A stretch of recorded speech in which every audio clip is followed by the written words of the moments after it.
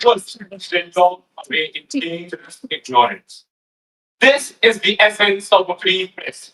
It is the light that pierces the silence, ensuring no idea withers in the dark. It pulls truth from shadows to empower the citizens. Through press freedom, we are no longer just Indian souls. We are brought into the light of understanding. Good morning, everyone. Hi, Shantya.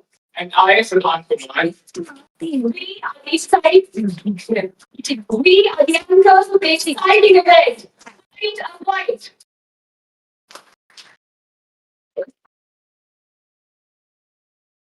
We mark the World Press Freedom Day 2026 with the theme Shaping and Peace. We recognize that true peace is not merely the absence of conflict or the presence of silence. Instead, it's firmly rooted in the truth. And as to how challenging that truth may be to confront. this is why the UN proclaimed this day in 1993, tasking UNESCO with a vital reminder: transparency is a necessity, not a luxury. A society stays strong when its citizens are grounded in facts. This is the role of a free press, to ask difficult questions and hold systems accountable, ensuring a future at peace is built on awareness. Isn't that so, Shantya? Absolutely. If truth is the foundation of peace, we must examine what shapes it, how it is presented, and why it is so often contested. These complex questions lead us to our next segment, which explores the intricacies of media and perspectives in the contemporary world. The Debate Club of ITL is proud to present its much awaited annual feature, Point a Point, a debate competition to honor the World Press Freedom Day, standing for proving your point and leaving your mark. This platform serves as a premier arena for rigorous discourse. We have now reached the final stage where our most accomplished teams stand ready to engage. Because for truth to be understood, it must first be questioned. And that is precisely what you're about to witness. Debating is not merely presenting one's ideas or contesting one's views. It is a way of expressing oneself in the truest form. And above all, it is an art that mirrors the society. It shows that the world is neither black nor white, lying rather in the shades of grey, where the most creative ideas take root. It is through debating that existing norms are questioned, that new opinions replace archaic beliefs, that we learn to criticize what was once accepted as fair. It is through debating that the world is transformed, molded into something completely novel and different. To reach this stage, all of the participants have navigated through demanding preliminary rounds that tested both their spontaneity and their ability to think on their feet. From that process, the top 13 teams have emerged and stand before us, ready to battle their way to the top. To those who did not qualify this time, we extend our sincere appreciation for your efforts and commend your participation. And for all our participants, both those who have advanced and those who have not, may we have a well-deserved round of applause, please.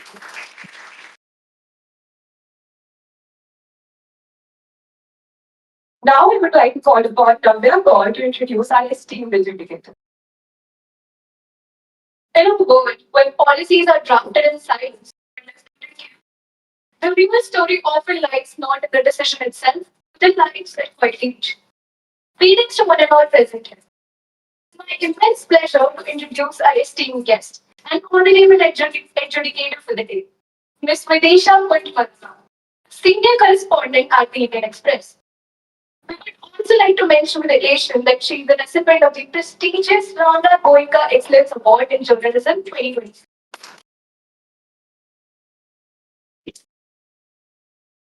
Vidisha Mann's work focuses on universities, student policy, and key policy developments shaping the country's educational system. Mann has covered issues ranging from campus governance and student movement to the questions of equity, access, and constitutional accountability. Through reporting, France seeks to bring clarity and depth to the challenges and transformations within education system. Recent reporting includes human stories, policy changes during the Trump administration, and their consequences for Indian students and researchers based in US. What truly distinguishes the work is its human core, where data meets live experience and policy makes conflict. We wanted to have Mark's perspective guide us in today's debate. Please join us in warmly welcoming our esteemed guest for the day, Ms. Vidisha. Let's now request Ms. Ritu Sharma, ma'am, Coordinator Class 12 and Head of Department English to kindly felicitate Vidisha. I now request Vedna Sharma and Ananya Agriya of Class 12.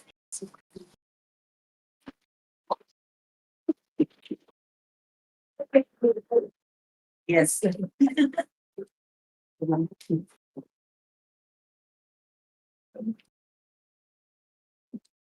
I now request Chishta Sharma and Ananya Agriya of Class 12 to kindly take over as the moderators of the. The mic is all yours. Thank you, Mother. Ralph Waldo Emerson once said, speech is power. Speech is to persuade, to connect, and to compel. Having the power to change someone's belief or to challenge it is nothing short of extraordinary. And on this grand occasion of World Press Freedom Day, we shall have an immaculate display of just that. Before we begin, though, a quick overview of the rules for this debate to ensure that the exchange of opinions remains fair, structured, and smooth. Each speaker will be given a maximum time of 90 seconds to present their views. A buzzer will be rung at 1 minute and 30 seconds to signify the end of time. Exceeding the time limit is highly discouraged. Only one interjection will be allowed. And speakers are requested to keep their questions and responses concise. Use of crude language will lead to disqualification and is therefore highly discouraged. Now that the ground rules are set, the format in place, it's time to get the debate underway.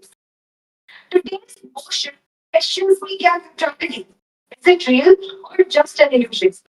In India, as media and all such various influences, we must ask, can true objectivity exist? Is it shaped by the world around us? Today's motion is in the contemporary world, media neutrality is a myth. So now, without wasting any more time, let's welcome our first dynamic pair for the day. Two minds, one compelling argument. So let's welcome Agrika Saha of class 12D and from the proposition and Radha Khanna of class 11E from the opposition. Agrika, the stage is all yours. Your timer for 9 seconds.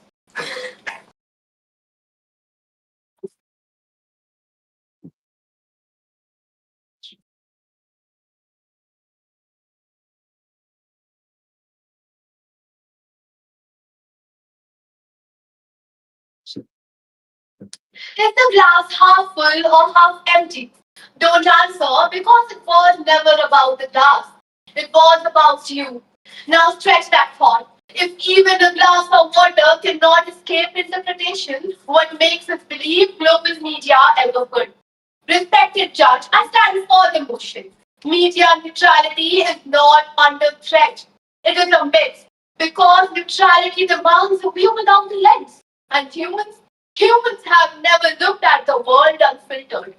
Every journalist writes through experience. Every editor passes judgment. This is not corruption, it is human nature. So the real question is not is media biased, it is how could it ever be neutral? Take the US withdrawal from Paris Climate Agreement. One glorified it as economic protection, another as economic and social irresponsibility. Same story, different reality. So are we just disagreeing on facts or just seeing different versions of the same story? But if you still believe neutrality survives, let me tell you, in 2025, K. Chandrakan was found dead. Dead too because he exposed corruption. If one speaks against the system, he is not heard, he is removed, and what we get is the unfiltered truth. My opponent will confidently defend neutral media, but tell me one outlet with zero political influence, with zero biasness, and no context. With this, I rest my case, which never my stance. Thank you.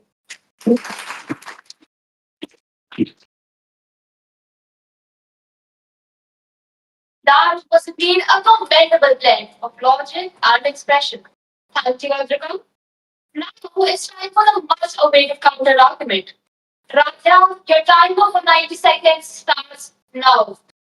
On Saturday, while I was preparing for this debate, I came across the double word gross tragedy. One called it negligence, the other called it a systematic failure. The truth remains the same. Why is the proposition calling neutrality a myth? I am Tanya Khanna and today I stand in opposition. Not because I see the absence of neutrality, but because I see the struggle towards. The burden for them today is to prove that neutrality is impossible. For us, it is to prove that it exists. That is a much simpler job. Stephen Ward calls it functional neutrality. To present arguments fairly, factually, active. Not idealism, function. 2021, found laws debated, every side was laws were failed. 2020, Riya Chakrabarti story. Every side was hurt and much. PIP alone fact checks over 2,900 verifications since 2019. Opposing claims cancel out each other, and what is produced is a balance. In fact, in the proposition's dilemma, standing on neutrality stage and calling it a myth to just like this debate, it is necessary to include persuasion and style. How does it matter if our arguments are factual? 3. Mukesh Chandrapur was murdered for truth. That was because it exists. Principally, listen to the proposition today. We have a blank check to everyone with something to say. The real question today is, are you ready, willing to send? Thank you.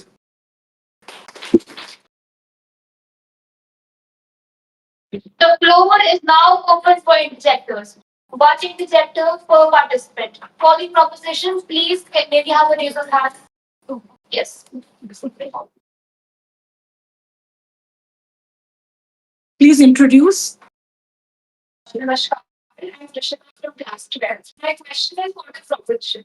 Can you prove that neutrality has never existed even once? Thank you for the question. And actually, this proves my motion that I have also cited various examples. For example, the US withdrawal from the Paris Climate Agreement. It just proves that CMN has highlighted the economic protection, while New York Times has shown that as global responsibility. It clearly shows that there is a difference of opinion. Hence, media can never have a neutral stance. Thank you. And for that, now for the opposition, may we please have a raise of hands?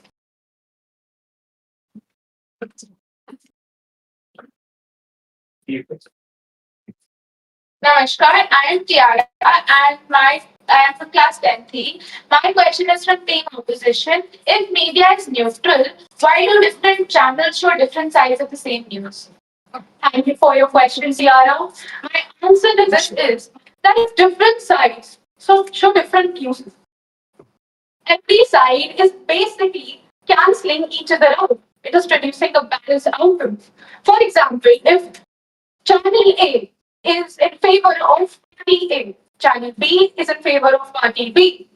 Both are speaking in favor of their respective parties. Ultimately, they cancel each other out because of the debate. Thank you.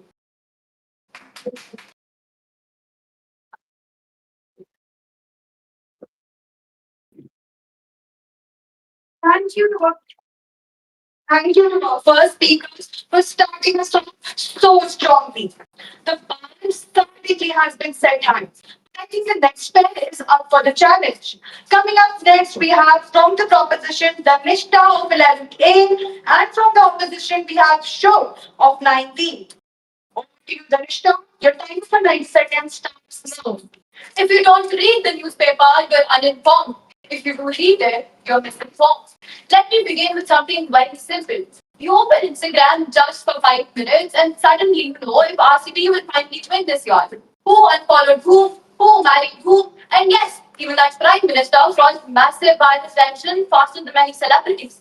But somehow you still do not know what law was passed yesterday. You still do not know why people in Maharashtra protested. And worse, do not even question why these things were never shown to you.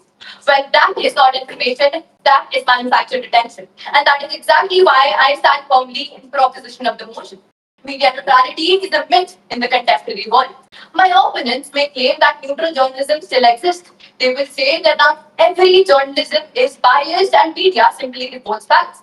But this is not about if honest journalists exist. It is about whether the system of media itself can remain neutral in today's political, corporate, and digital world. And the answer is no. Because neutrality is not the rule, it is the exception. If media questions the opposition, it must question the government too. We've all seen famous anchors like Anjana Gacha, who should represent the fourth pillar of democracy, spend prime time explaining how Jhanpuri is an emotion. But where was that same emotion for Manipur? Where was that same urgency when people were begging to be heard? And where was that same outrage for inflation, unemployment, and public distress? But this is not journalism. This is selective outrage. And selective outrage, my lord, is bias. Media neutrality today is not the reality. It is a beautifully marketed illusion repeated so often that people mistake it for truth. So the next time a television screams breaking news, do not ask what happened. Ask what are they trying to make me ignore? Because the greatest bias in modern media is pretending there is none. And with this, I rest my case, but not my sons. A fine balance of strong arguments and effective delivery. Thank you, Dhanishta. Show to present your team. Your time for 90 seconds starts now. Honorable judge, respected opponents, and everyone present. Have you ever watched news and felt something is off and they are not telling the whole truth? That feeling inside you that says someone should be giving the truth really. That is not foolish, neither old fashioned. That is proof that neutrality exists. Not there is a perfect world right here inside each one of us. And I stand here to defend that belief. First, let me be honest, because this debate is about honesty. Is every journalist perfectly neutral? No. I'm not here to say that media is perfect. But imperfection does not mean something is a myth. Doctors make mistakes, does that mean medicine is a myth? Judges make mistakes, mean justice is a myth?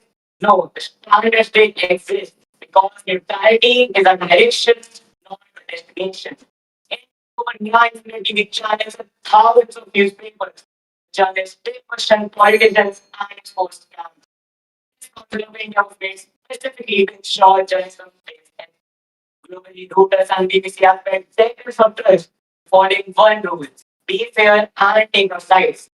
Ask yourself, how do we know when something is biased? You cannot call a line crooked unless you know what a straight line looks like.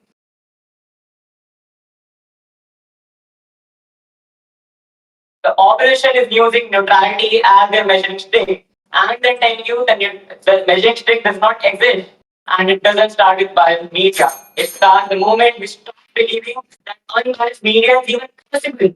Ladies and gentlemen, neutrality is not something which existed once and disappeared. It is being fought for by journalists, fact checkers, and audiences who speak up when something feels wrong. Because a society that stops searching for truth doesn't become smarter. It becomes easier to fool. Therefore, neutrality, myth, no, it is challenged. It is a standard and it is alive and it is time.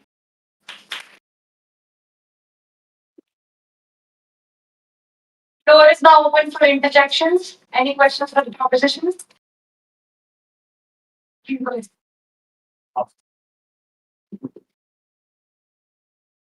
I'm Shwara from grade 10th, and my question to the proposition is fair to blame the media for bias when people choose sensational content on social media over credible news.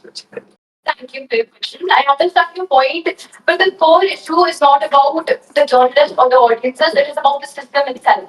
The problem isn't just audience choice. Media algorithms, the commercial pressures and political influence shape the overall result. The system itself cannot stay neutral. So accountability lies within the media, not just the audience. Thank you. Thank you. Now, any questions for the opposition?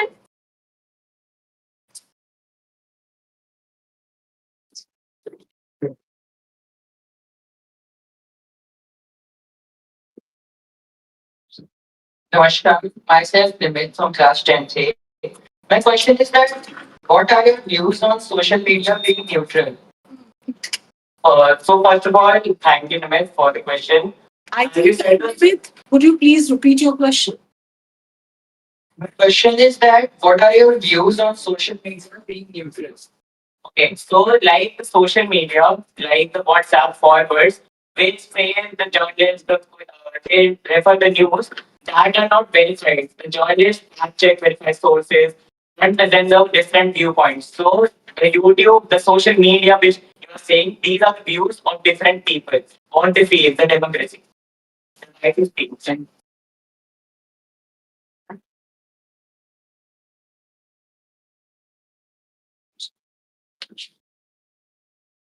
That was an impressive display of both perspective and words. Thank you to both speakers. Now, don't take your thinking caps off just yet, folks, because now we have twice the intensity and twice the insight. Let's welcome our next pair to continue this brilliant exchange of ideas. From the proposition, we have Kushi Gupta of Class 9E, and from the opposition, we have Rehan Kumar of 10E. Koshi to come up on stage. Your timer for 90 seconds starts now. We are constantly told that the media is neutral, an unbiased mirror of reality. Then why does the same event look so different across channels? Let us begin with framing. During the farmers' protest, the same event was called peaceful dissent on one channel and public disorder on another. Same facts, different language, and vastly different perceptions. This is not neutral reporting. It is creative writing driven by deadlines and drama. Why does this happen? Because media does not TRP index. Some report make it goes, but it dramatically feeds the algorithms, and algorithms pay the bills. But the influence goes deeper. Influence shapes the lens. Companies like the Adanis control NDTV and Reliance backs Network 18. The mirror reflects owners' interests, not the public's. Victor Orban systematically transferred the leading media to loyalists and delivered 80% of the media aligned with government interests. What we see is never the full picture, but only the profitable or politically convenient side. And even without the owners pulling strings, journalists are humans. They interpret the sides they own it. Audience does not need a villain, it just needs a person. The opposition may point to a few honest journalists on grassroots platforms, but isolated acts of courage do not constitute a functioning standard. They are the exception that proves the laws. Neutrality in today's world does not exist. It is impossible. What exists instead is influence, profit, and power, shaping every headline we consume. Thank you. Now we move the positive, powerful opinions. Rehan, it's time to defend your claim. Your time of 4.5 minutes starts now. My opponents have painted a dark picture of the media, and they're not wrong about the darkness. However, they have made rather a fundamental error. They have mistaken a foggy mirror for none at all. Because if neutrality is truly a myth, then by what measure did we just criticize the media for being biased? You can't condemn a deviation without a norm to deviate from. Yes, we aren't denying that ownership skews coverage and power shapes narratives. But I feel that only a fool would win institutions like press freedom laws and editorial codes are myths. And across history, people have chosen this myth over convenience. All India radio was muzzled during the emergency. Civilians don't die when they're suppressed, they wait. Christian Avenfor reported from Bosnia, Afghanistan, and Iraq. It was held by every side at different points because neutrality makes pose on all sides of the story. And today, how about India? and all food neural networks of kilometers to cover stories that often newsrooms ignore, with no fun and no agenda, just the strive for truth. Ladies and gentlemen, these aren't accidents, they are resistance. And we won't abandon the standard simply because it's under attack. We hold it higher precisely because it is. Thank you. Thank you, Neha. Your words really resonated. The floor is now open for interjectors. Any questions for the proposition?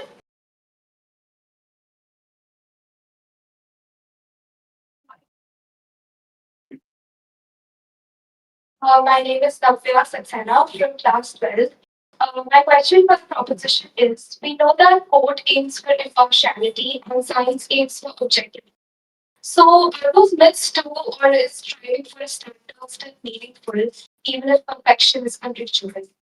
Thank you so much for the question, Navya. I would like to say that it must be pretty much explains that neutrality, what do you mean by the statement, is that neutrality is really important in the media because we see that journalists are not exactly showing the truth, and at times they show the things which are not actually true. So I think that neutrality is really important in media, and that every journalist should show their side. I did not exactly get the question very well. So, be honest. Okay, then move on to the next. Okay. Thank you for your question, Navya. Now, any questions for the opposition?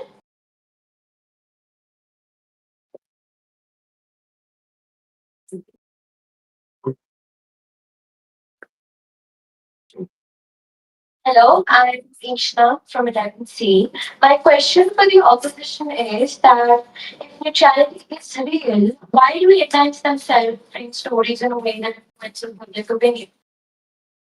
Thanks for, thank you for the question, Ishna. I believe that media is more focused on TRP ratings and attention rather than revealing the actual truth. And that's where neutrality, biased neutrality comes in the aspect of media. Thank you very much. An impressive display of both perspective and points. Thank you to both the speakers. If you thought that was compelling, the next duo promises to set its mark. From the proposition, we have Soham of 9th E, and from the opposition, we have Nitin of 11th E. Soham, to proceed, your timer for 90 seconds starts now. Doesn't show. It doesn't play. And in today's media, it doesn't survive. And if the judge working on its defense, we're raised to believe that the media is a window to the world. Contrary to that, media is no window. It's a prism tinted by those who own the frame. Look at the global landscape.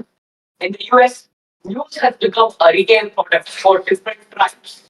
Switching between Fox News and MSNBC feels like entirely different universes. Because at the end of the day, they work for entirely different tribes. In India, a flip from the wire to Hindustan Times reveals not just a different angle, a completely different reality. Please, Al Jazeera was the other of it. Every headline is about facts anyway. The drama is just a box feature. Even technology is comfortable. Whistleblower recently confessed that new algorithms are designed to prioritize very and engaging content, even for important media handles like the BBC. That was writing must step in. We cannot wait for billionaire owners to find a bullet compass. We must demand transparency, the background story itself. And that's my case with my stocks. An immaculate display of both clarity and conviction. Thank you so much.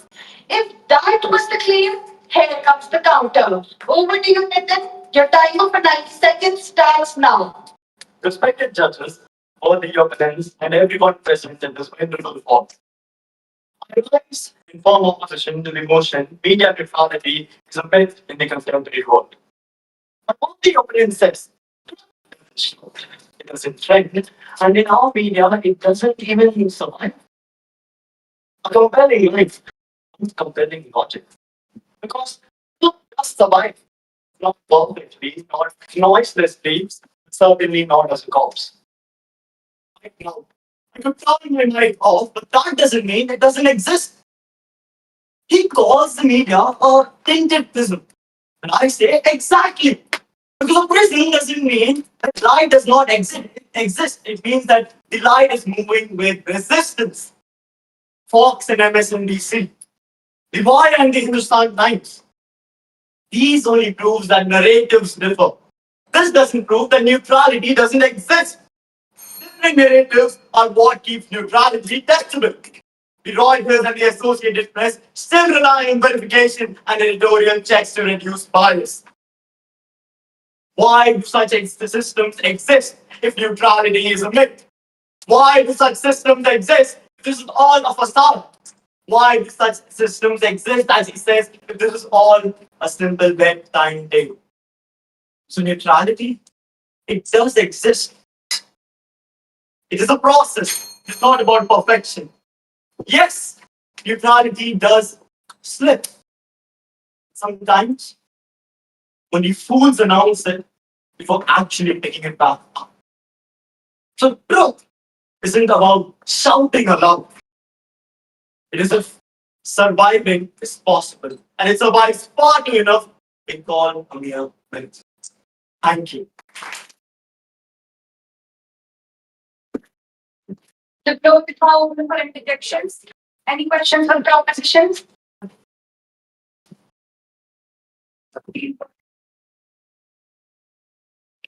Namaskar, my name is Nancy Singh from Class 12.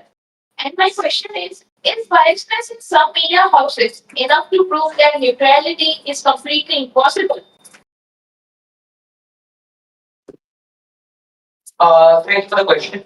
And as you said, that biasness in some media houses is enough to prove what neutrality is. Yes. Okay. Yeah, neutrality doesn't exist. That's what I said. That's because the narrative often matters. The facts are safe. The facts are true, but the narrative often matters. So it might be that what is a big news for you might not be in a mere headline for somebody else. So that I would say is the evidence of a question. Thank you. Questions for the opposition? Thanks, go ahead. Namaskar, my name is Ryan from class 11. And my question is for the opposition. If social media algorithms promote content that users agree with already, can the resulting news feed ever be called neutral? Okay, thank you for your question. See, when we talk about social media, it is not regulated, it is not controlled as such. It's merely based on opinion. Same way, suppose someone's posting something. It is their humble feelings. If someone does not like something, they comment about it. If someone doesn't like something, they like something, they comment about it. So it's merely about preference and what they want to say because in India, freedom of speech or equality. Thanks. Questions? Two different stances, but equally strong impact. And we both the speakers. That was not really compelling. But the discussion is far from over.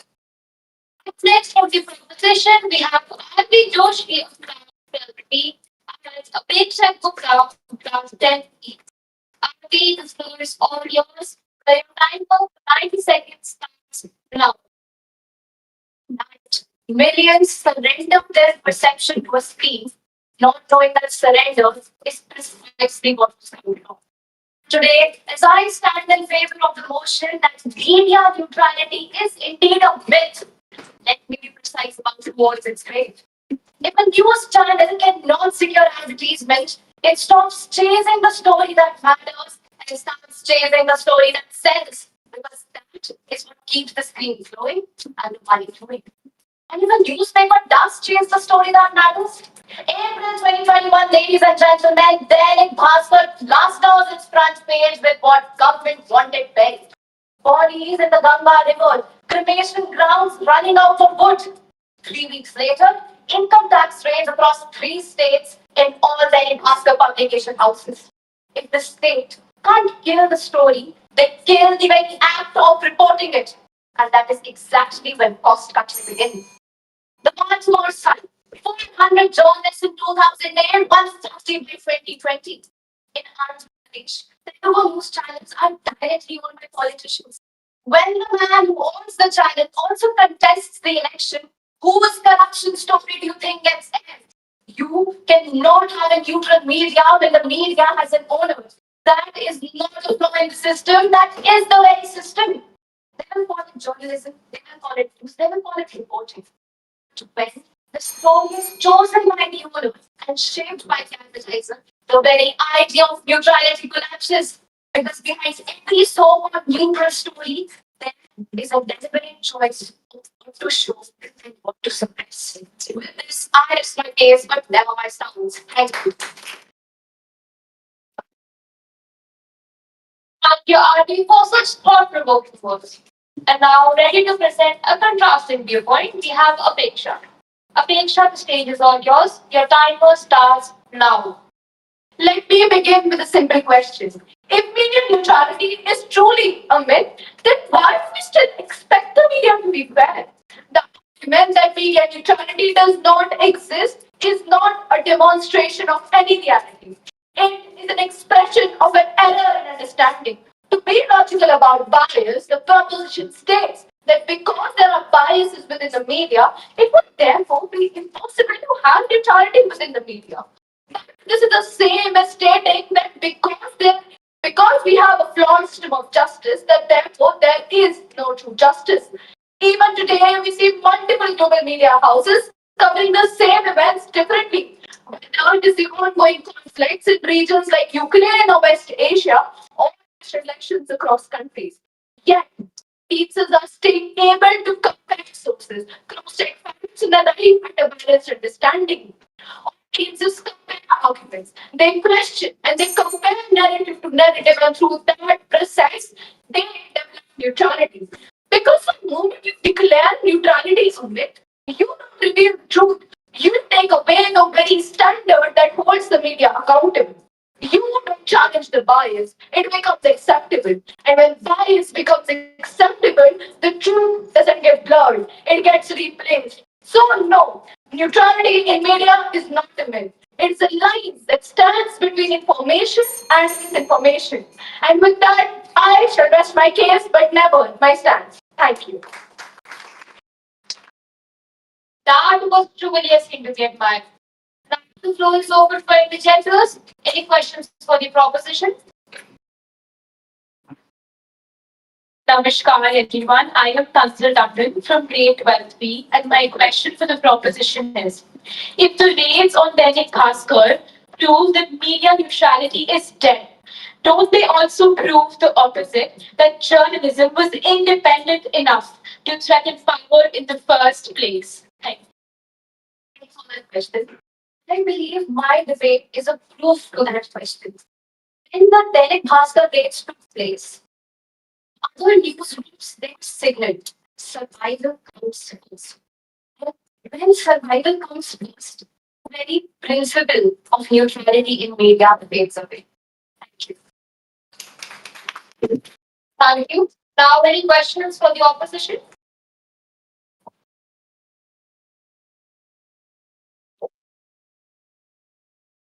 My question for the opposition is that we often see some issues getting massive media attention while others are ignored. So, is it the very act of choosing what to report already a form of bias, making neutrality questionable? Thank you for the question. What I believe is that even though neutrality in media is difficult to achieve, it does not mean that it is impossible. Through various ethics, to various fact checks that audiences compare, they get a neutral media.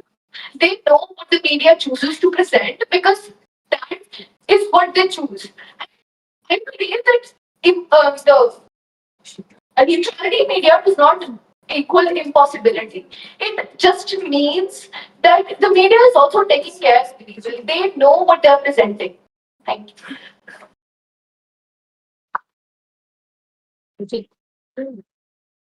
Thank you, speakers. New minds, new momentum. Our next pair, the stage awaits you. Up next from the proposition, we have Kushan of 11th, and from the opposition, we have Rupashi of 12th. Kushan, to go ahead. The floor is all yours. Your timer for 9 seconds starts now. I believe that the journalism which succeeds best and best deserves success is stoutly independent, unmoved by the pride of opinion and the greed of power. That is the media that was envisioned in the journalist creed. A media which was unbiased, a media which was impartial, and a media that did not take sides. A media that was supposed to be neutral. But the question I ask here today to all of you is the media truly neutral? The short answer is no, the media is not neutral. Nobody is. Powerful politicians, businessmen, corrupt officials, they all have a stake, be it political or be it economical. NDTV by Gautam Adani, Network 18 by the Ambanis, and the Washington Post by Jeff Bezos. All of them bought, all of them censored. Journalism is dead, said Ravish Kumar, a renowned NDTV journalist. And to my biggest dissatisfaction, I agree. TRP scams, political influence, and good old plain fear have sprayed the media from being the watchdogs of society into polite little hamsters. The truth is contorted. It's conformed and it's twisted to boost TRP, to serve the corporate and political factors who own the media. My opposition might claim impartial. My opposition might claim fact-checking committees fix it all, but that's lipstick on a peg. The truth is, if the media houses can be bought, so can the committees who correct them. The guy is a myth, and has always been one. I rest my case, but never my story. That wasn't just a presentation of arguments. The case made sense. Thank you for Shagraf. Now with the case presented, the moment of response arrives. Rupashi, to go ahead. Rupashi, your timer for 90 seconds starts now. To judge by all the opponent here stated, why according to him, media neutrality is just a myth. Well, if it was just a myth, then why did a global news icon like Fox News paid a sum of $788 million in settlement last year for his non-factual claims? Why do media houses need to be accountable neutral? Because they're accountable and credible. I'm sorry, can we just read that? I'm sorry. Yeah. Garfi. To judge by what the opted here stated, why according to him, media neutrality is just a myth. It's just a myth that why did a global news icon like Fox News of $788 million last year's settlement just providing non-factual news. Why do media houses need to be neutral? Because credibility and accountability of the information shown is their currency. News channel if it does not show the real state of affairs. During major national events, many programs will show to channels like Sunset TV and DD News because they're far more credible than all the other channels who claim of live reporting. The point of TRP, well, as far as I see it, TRP is essentially about. Now, please tell me, is it media support for the we watch as viewers? My opposition claims that media hides the crimes of politicians. Well, I ask you, did you know in the first place? Through independent reports, leaks, and digital journalism, media brought the truth to light. And conclusion, all I can say is media neutrality is not a myth. It's a global professional standard. And calling it a myth is equivalent to calling truth non-existent. With this, I rest my case, but never my stance. Thank you. Thank you, Rupachi. The floor is now open for interjections. Any questions for the proposition? Please go ahead. Hi, Shagril. I'm Shan, covers for Twelfth. And my question was, if media neutrality is a myth, how do you explain globally respected media outlets maintaining editorial standards and fact-checking systems? So to answer your question, if I believe the Hindu is a quite respectable, right? Arsenal is a very news line, right? But you can see various parents, people who complain that they are biased. I mean, can anybody say that Arsenal is not right here? Actually, can't believe. So that is the way you cannot believe that that's the debate. It says Your job as a viewer is to analyze the facts yourself, see multiple news channels, analyze it and form your own feelings, not just accepting what the media say. Because there are different perspectives to each media house. Guys, there's a question. That's my question to me. I have a question. Any questions for the opposition?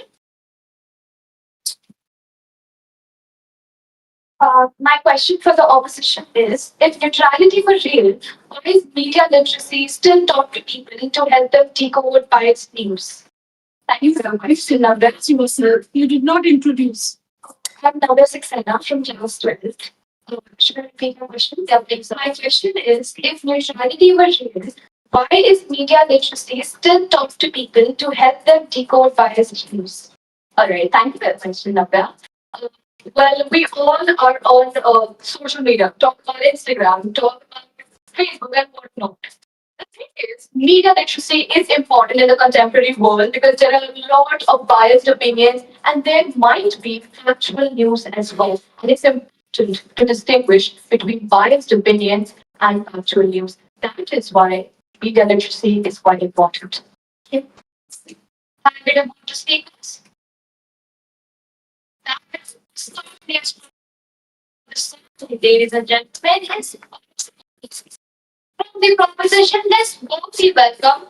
Nitya of line B and Jay Mehta of 11E from the opposition. Nitya, floor is on yours. Your timer starts now. Good morning, everyone. Again, with a simple question. If media is truly neutral, why this is the same event because once just disaster when I did the news change overnight or only in the script. If this is the time that I am news admin, there are candidates today I often less about and more about what. Sometimes it feels like research on the news and accidentally opened a wrestling match. And let us talk about what is not shown. Virtually EVM reliability. Instead, we get breaking news on celebrity gossip. According to the Reuters Institute, trust in news has declined globally, right? Because people can sense when facts are being sponsored. If your daily news will be sponsored by FDH Masala, is it come to have some masala in it? When journalists like Gauri Rakesh are assassinated for their news, it raises a serious question. Can media truly be neutral when expressing an opinion could cost a life? Ladies and gentlemen, brutality today is not a practice. It is a costume, it is a slogan, and it is a beautifully packaged mix. Thank you. Thank you, Dr. Your host to hit that record. Now, Jay, it's your turn. Your timer, 90 seconds starts now. Respected judge, teachers, and fellow speakers. The proposition will start here and tell you to believe that because perfect neutrality is difficult to achieve, neutrality itself is a myth. But that conclusion does not follow from the premise. In any serious field, imperfection does not invalidate the standard. Imperfect is not the same as impossible. Consider the example of a compass affected by external forces. The compass may deviate, but the concept of direction itself does not disappear. Neutrality works the exact same way. As a reference point, that responsible journalism attempts to approximate. And language itself proves this. When the proposition calls media bias, they are implicitly measuring it against an expectation of neutrality. A standard cannot be invoked if it does not even exist. This is not merely a logical debate. There are people who have staked their lives to prove that neutral, truthful journalism is real. In 1998, Larissa Yudina, Russian journalist, was brutally murdered after she exposed corruption. She was murdered because her work mattered. She was murdered because her work challenged power. Murderers don't silence fiction, they silence accountability. Larissa Yudina was murdered because her work is the truth. That was surely a brilliant exchange of opinions. Thank you. The floor is now open for interjections. Questions for the proposition? Namaskar, I'm Tanzil Tandon from grade 12B. My question for the proposition is, with journalists live streaming events, how can media fully manipulate reality when audiences can see themselves the events unfold? Yeah, I like that. With journalists live streaming events, how can media fully manipulate reality when audiences can see events unfold in real time? And first of all, there needs to be accountability that people have to take, journalists and news channels take for their actions, and then most importantly, they will think before reporting next time their news. Thank you for your question. Questions for the opposition? Please go. I'm Nimit from class 10. My question is that can journalists ever be fully free from neutrality? From bias? Okay, first of all, quick question. See, our world is an imperfect one. I'm not saying that everyone is unbiased.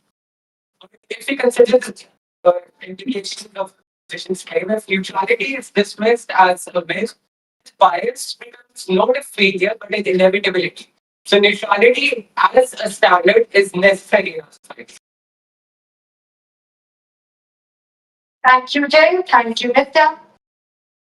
And just when you thought it couldn't get more intense, here comes our next bill. A dynamic duo indeed. From the proposition, we have Amira of 90, and from the opposition, we have Tiana of 12B.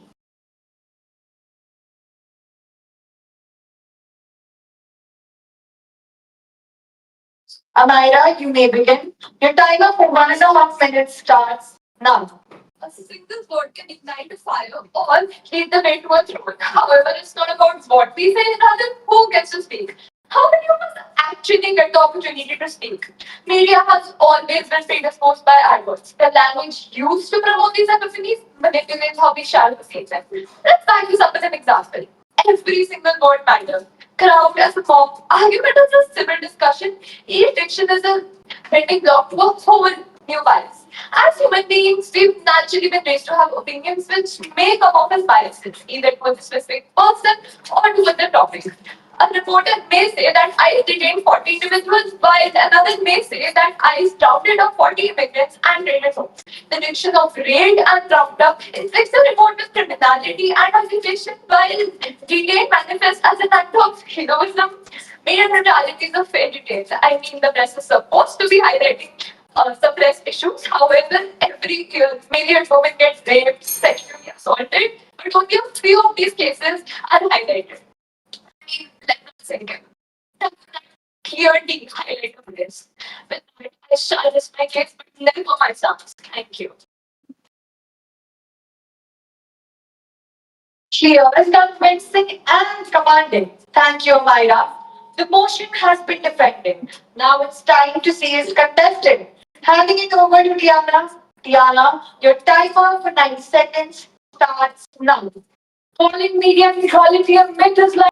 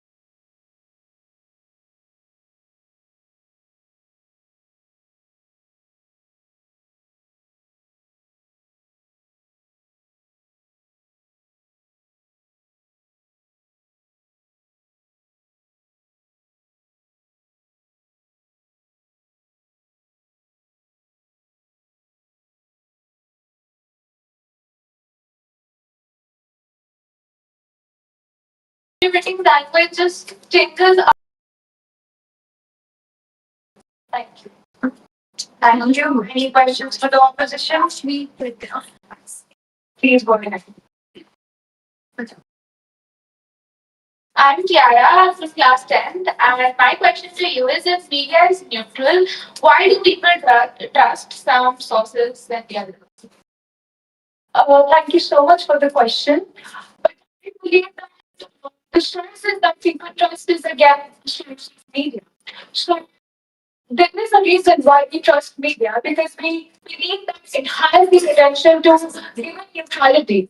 You may say that Instagram, that social media, some flooded with political opinions and narratives, but in the end of the day, it is social media. No, it is it is the media houses that confirms the news.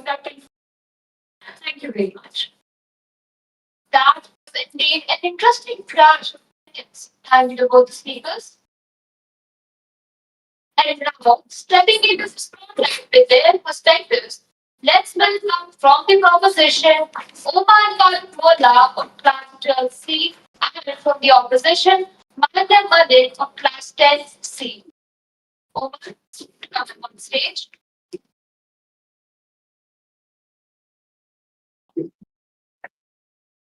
Your timer for 1.5 minutes. Omar, starts now. From the whole talk of today's algorithm feeds, one question has been constant. Was the media ever neutral, or have we just been taught to believe it's false?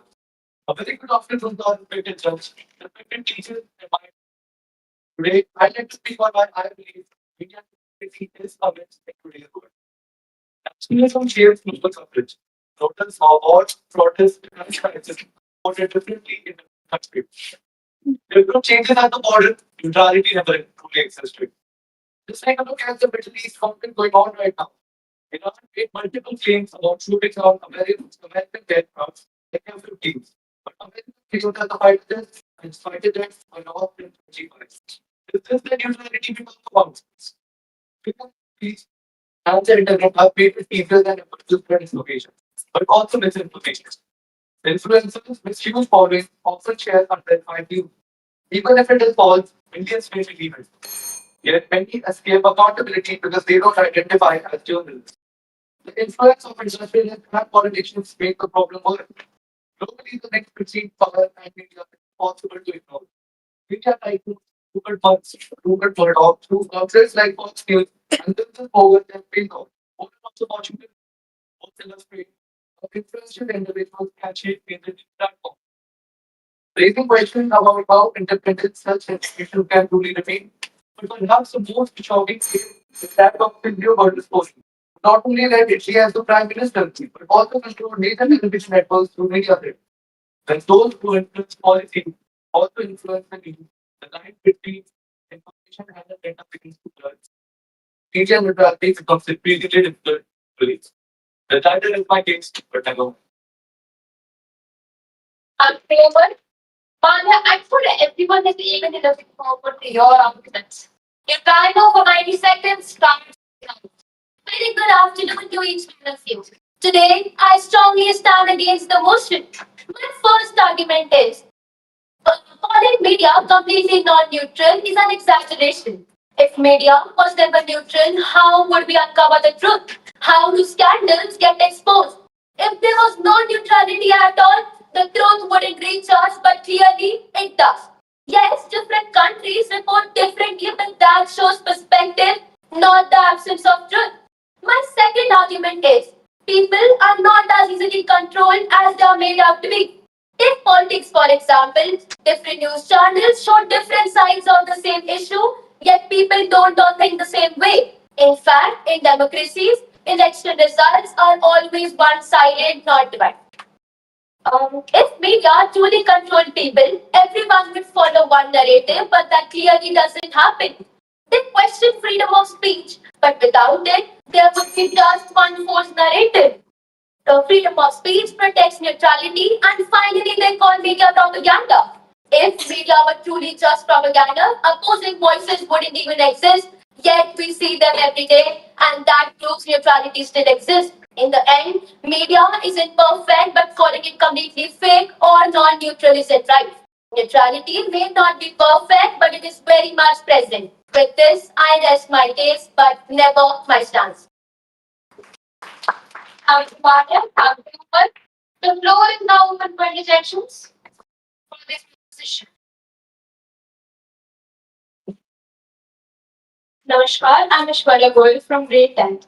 And my question is it the role of the viewer to interpret news critically rather than blame the media entirely? Isn't it the role of the viewer to interpret news critically rather than blame media entirely?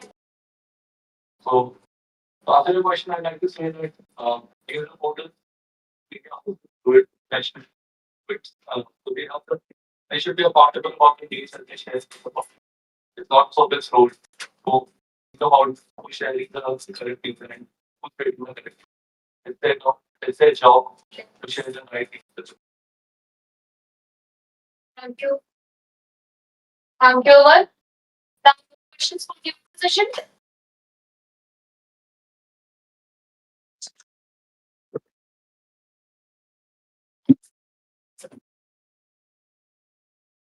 I will just help her out, please.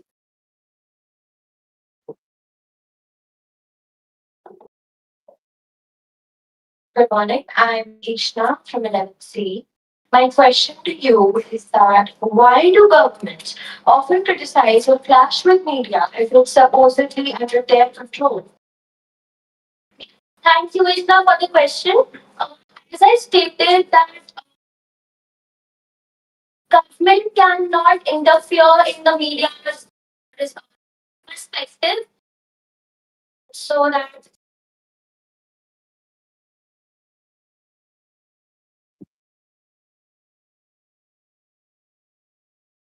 it totally depends on the media how they want to showcase their opinions on the news channels. The government cannot interfere. That was indeed insightful, impactful, and thought provoking. Thank you to both the speakers. If ideas had volume, we are just getting louder. Let's invite the next speakers to the stage. From the proposition, we have Rudrakshi of 12C, and from the opposition, we have Nehal of 11B. Rudrakshi, to present your take. Your timer for 90 seconds starts now. Honorable Judge, today I invite you not to just listen but to look behind the curtain. We are told the media is a watchdog of democracy, but have you looked at its color? It's engraved with corporate logos. And a watchdog that only barks at its owner's enemies isn't a protector, it's a pet. I ask you if neutrality truly exists, why do the same facts play like two completely different films?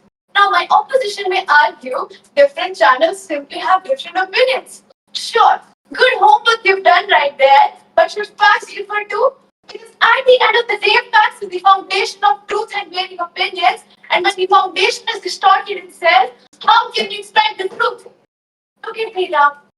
Even giants like the New York Times published a report asserting that Iraq possessed weapons of mass destruction that didn't even exist. Why? Because truth doesn't trend, drama does.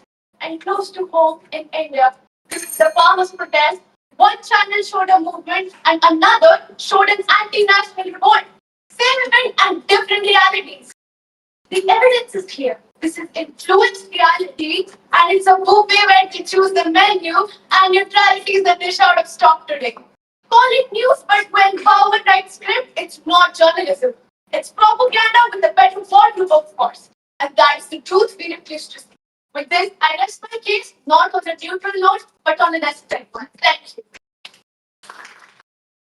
The foundation was laid, the bar raised, and you delivered it flawlessly, Rudrakshi. Now for the flip side. Nehal, please go ahead. Your timer for 9 seconds starts now. Honorable Judge, to call media neutrality a myth is to lower the standard we expect from our own society. They say journalism is dead, yet history proves otherwise. If media were truly If media were truly captured, would the Washington Post have to, have sit- sorry. Would the Washington Post have covered a sitting president in Watergate? Would 400 competing outlets have united to leak the Panama Papers? No, right? These are the actions of puppets orchestrated by powerful people. These are the actions of the police state that still hold power to account.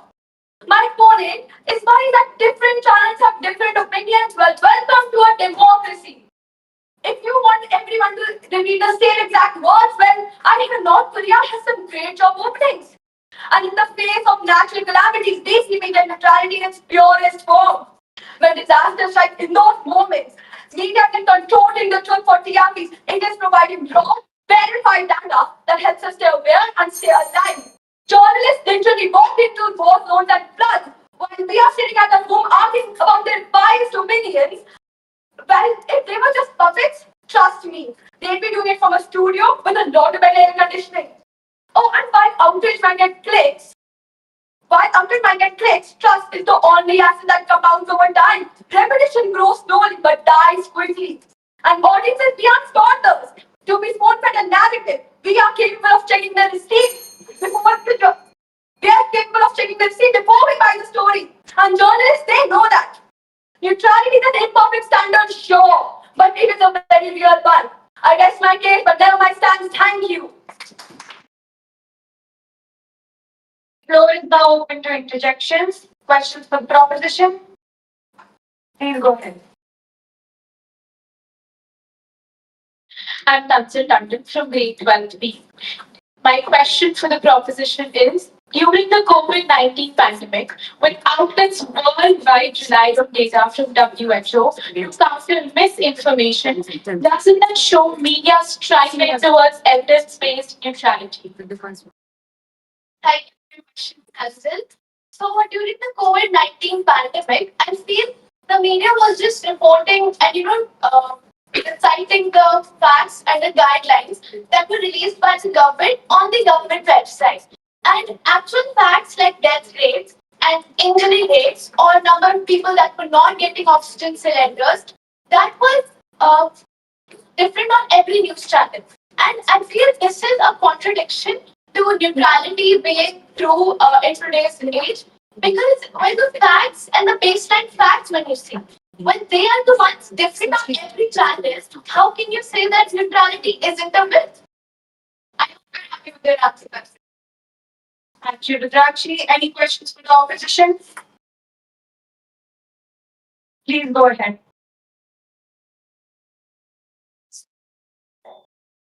Namaskar. I'm Nimit from class 10. My question to you is that how is it neutrality if media shows different sides of the same news? See, thank you for your question, Nimin. I am not trying to convey that neutrality exists everywhere. Our topic is in this contemporary world today. Neutrality is a myth.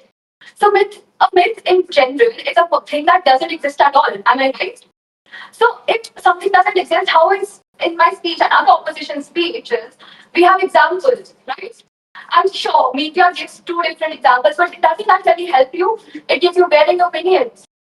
It helps the audience. That is actually neutral media because we give our own opinions and that's how we clarify it. Am I right? Thank you. Thank you. Horse that landed and words that stuck. Thank you to both the speakers for an exemplary display of arguments and things. Now it's time to run up the volume because the next pair promises a good show. From the position, we have the Anna Mosley of class 13 with a resonating voice and impactful opinions. And from the opposition, we have Divija Chakrabarti of class 10A with a commanding voice and fearless arguments. And please take up the mic. Your timer of 90 seconds starts now. Whoever is not with me is against me, and whoever does not gather with me scatters with me. Now, its relevance here is not religious, it's purely ethical. In moments of moral crisis, the refusal to take a stand in itself is a stand. When justice is visible, you don't need when injustice is visible, you don't need another person for that. Can I get started? slow voice. Continue. Whoever is not with me is against me, and whoever does not gather with me scatters away. Now, its relevance here is not religious, it's purely ethical. In moments of moral crisis, the refusal to take a stand in itself is a stand. When injustice is visible, neutrality can become a form of concealment. It's like prey, but we're not really trying to exploit anyone, we're just trying to get along and leave people alone.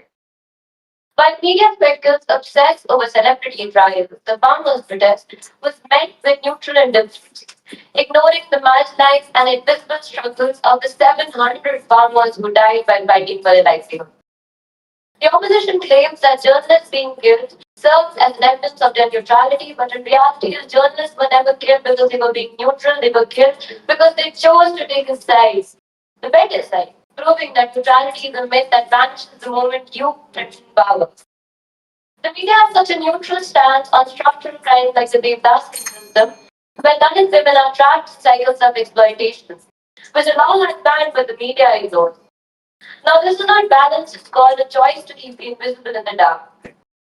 The Reuters, my opposition claims that Reuters acts as golden standard of neutrality, but international standards are luxury of the elite. Reuters can afford to be neutral because they're detached.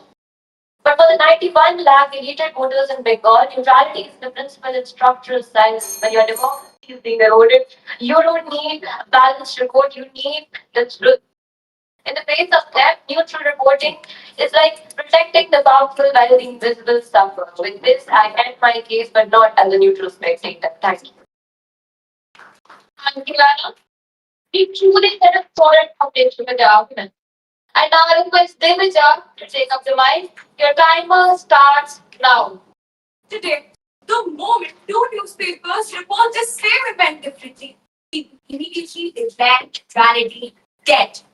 Apparently, perspective and propaganda have now become the same thing. Honorable Judge, the proposition wants us to believe that media neutrality is impossible and that is wrong. Impossibility and difficulty aren't the same. Rather than leading audiences towards a single narrative, neutral media is presenting multiple perspectives. Like the Reuters on Ukraine, the AP on elections, or NPR in Spain Souza on public interest reporting, allowing viewers to form their own informed conclusions. The press remains a vital component of civil society, informing citizens, challenging authority, and driving accountability. Yes, private ownership may affect narratives, but it does not destroy reality. Editorial codes, professional standards, and public watchdog scrutiny compel balance. And let's not forget, media is not limited to national platforms alone. Local and vernacular press also report on ground level issues, often focusing on facts and community realities rather than sensational narratives. Perhaps neutrality is different. But the constant effort to report with restraint, balance, and objectivity proves that it is far from fictional. With that, I rest my case, but never my stance. Thank you. Thank you, Devaja. Thank you, Anna. The floor is now open for interjections, questions for the session.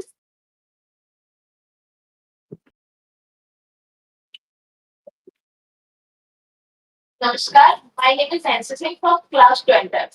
And my question is, non-professional journalism ethics exists specifically to maintain neutrality and factual reporting. Thank you for the question, Nancy. It's like saying that traffic laws exist, but accidents don't happen. In journalism, there's a subject called framing that directly opposes the fact that neutrality exists. That is my answer. Thank you. Thank you. Now, questions for this position?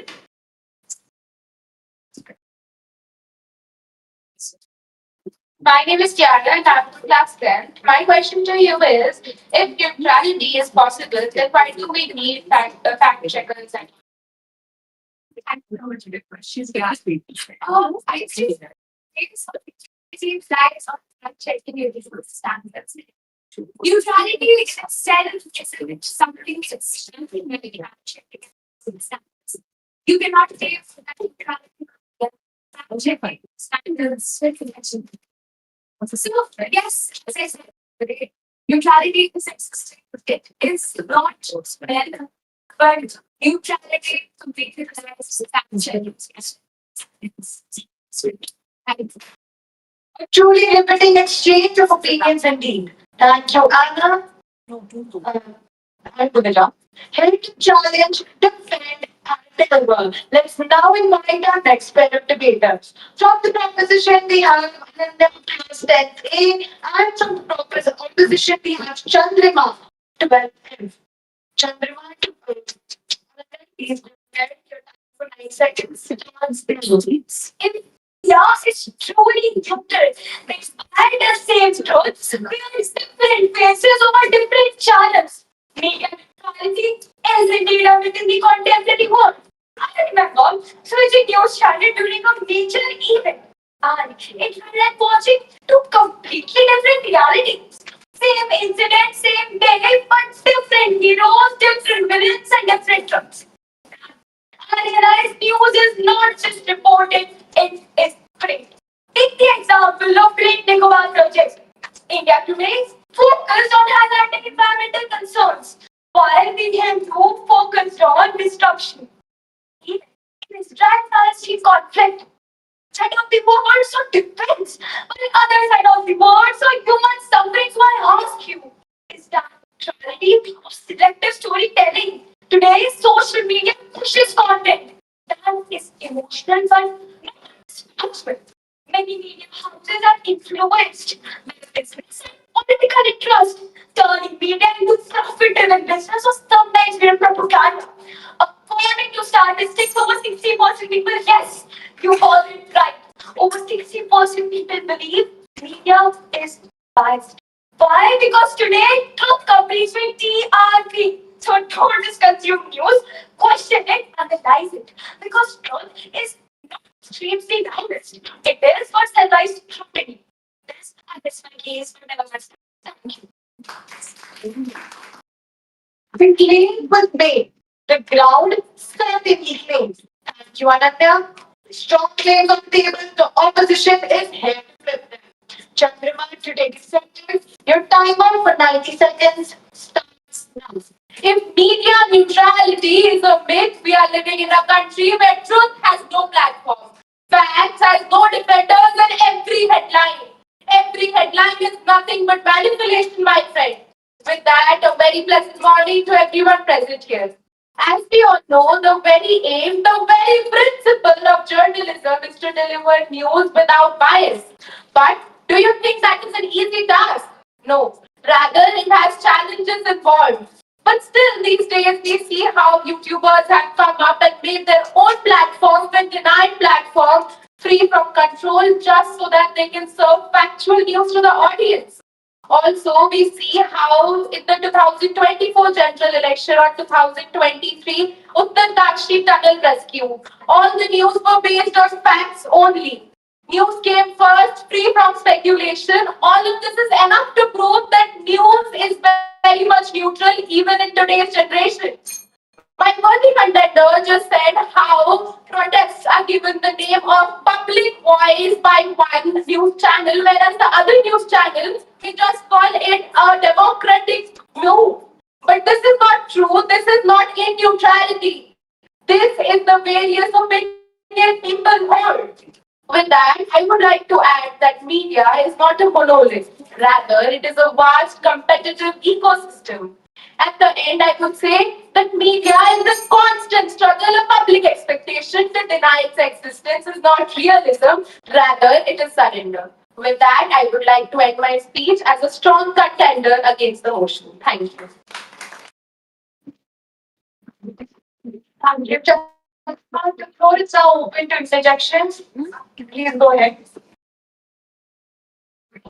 My name is Trishika, and the question is put in my Trishika will take a break for a minute.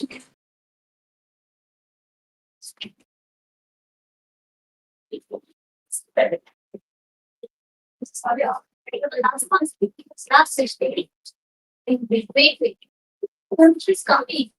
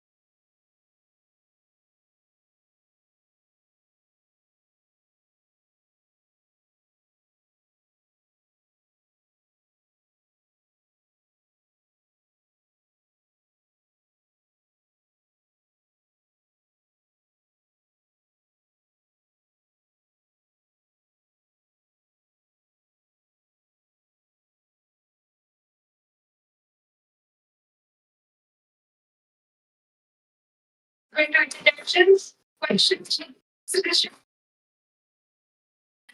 I just question. I think it's for the repetition.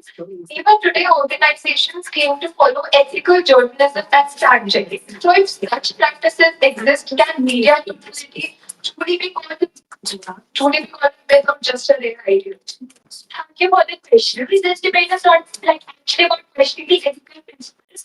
It's more about questioning the principles that humanization work upon. It is questioning the whole system that influences the journalist or the people who follow the principles and turn it into media, turn it into media.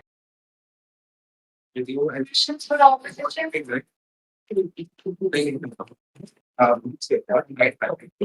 Namaskar, I'm Kashmi from Twelfth, and my question is for the opposition. Isn't paid news or sponsored content proof that neutrality is affected? Thank you for the question, Kashmi. But I don't think so that paid sponsorship can actually refer to the neutrality that we have in the media houses. This is because the very ethical process is being followed even today, and the journalists have been taught to follow those ethical ideas. So it is not being followed, even if the sponsorships are given. That is it. Thank you. And now the round and another opportunity to spark thought. Let's welcome our last set of debaters on stage. From the proposition, we have Nitya Vadera of Class 10E, and from the proposition, Shaurya Teja of Class 12C. Yeah, I believe the stage is quite set for another round, very loud. Your time starts now. Is the newspaper shaping our opinion? You have 1 minute, please. Is it just reflecting them back to us? Ladies and gentlemen, what is neutrality? It is treating all sides fairly without hidden bias. In today's age of politics and concentrated ownership, perfect media neutrality is impossible. Not because journalists are unprofessional, but because the system quietly nudges the narrative.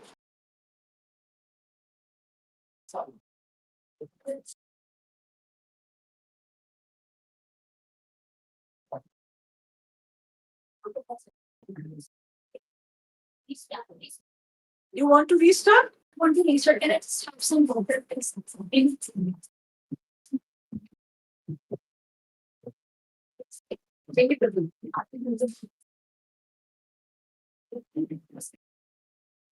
Slide.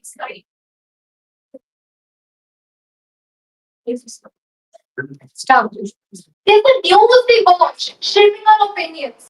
Or is it just reflecting them back to us? Ladies and gentlemen, what is neutrality? It is treating all sides fairly without hidden bias. In today's age of politics and concentrated ownership, perfect media neutrality is impossible. Not because journalists are unprofessional, but because the system around them makes pure fairness extremely difficult. The news we watch is not just a mirror of public opinion. It is also a stylist who carefully frames and filters how we see the world. In India, studies have shown that media outlets receiving more government or party linked ads are more likely to publish content aligned with those paths. Not out of conspiracy, but because the system quietly nudges the narrative. And the pressure of their conflict sells better than nuance, and neutrality becomes less a reality and more a slogan. The very idea of complete neutrality is itself a myth. Humans always interpret events through their lens. To some, the glass is half full, to others, it is half empty, and the same news becomes two different truths. Let's take it this way. One news channel called a controversial figure like Afzal Guru, a dangerous terrorist, while another claims it as a victim of the system. Same case, same verdict, but two different emotional labels. Now tell me, is this news or is this narrative? Globally, from Turkey to the US and Europe, private ownership of news channels has created similar problems, where what you see depends on who pays, who owns, and who clicks. So, the next time you open a news app, ask yourself, is this helping me understand? Or is it just making me angry? With this, I rest my case, but not my stance. Thank you. Confident and insightful always. Thank you, Anya. Last but definitely not the least, bringing in the opposite voice, let's welcome with an energetic round of applause Shaurya Teja. Shaurya, the timer starts now. A myth. That's the word they chose. Not biased, not flawed. Myth. They never existed. As in dragons and unicorns. But myths leave no evidence and neutrality has left plenty. Sure, channels change TRP, political coverage shapes coverage. Nobody denies that. Yet, if media was in the pockets of the powerful, why silence journalists? You don't silence noise. You bury truth. 500 journalists die every year for protecting the facts that the people wants bury. You don't lose your life for a myth. When one channel buries a story, a rival exposes it. Not out of nobility, out of competition. Competition fails, does Channels went wide, but ground videos surfaced. Individual journalists and independent journalists reported. Social media wouldn't let it die. For every channel follows, you cannot silence an entire network. As the proposition claims, bias hides the truth. Wait a minute, how do you even know about such hidden stories? Who told you? Obviously, another journalist exposed it first. Another journalist exposed them first. Over 200 nations for Reuters, it's the They both follow the same thing. And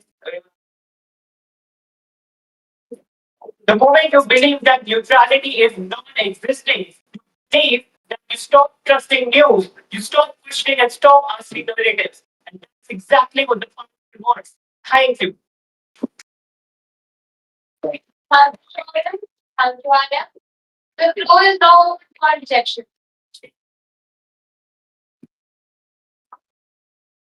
Namaskar, I'm Tanzil Tandon from class 12B. My question for the proposition is, when outlets publicly issue corrections and retractions, doesn't that prove neutrality is a goal actively being taken up rather than just being a myth?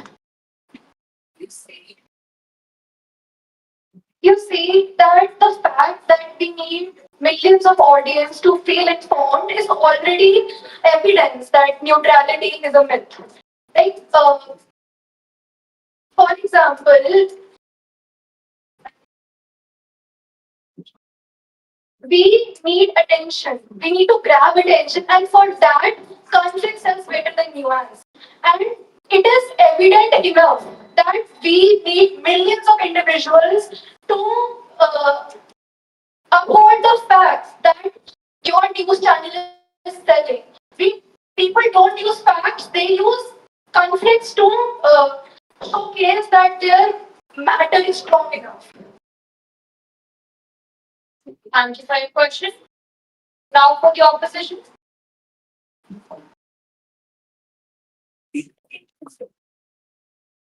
Namaskar. My name is Navya Saxena of class 12, and my question to the opposition is, can news really be neutral when speed, breaking news pressure often come with verification? I would say you must widen your horizon of media. Media is not always your ABP News or your NDTV. They are not restricted to TV channels. Your social media, your feed is also a reflection. The ground video which comes directly from the site is also a part of the media. And if anything happens incorrect news and breaking news, the order can be placed that a new news can be published which denies the fact that the previous news was incorrect. Thank you to both speakers.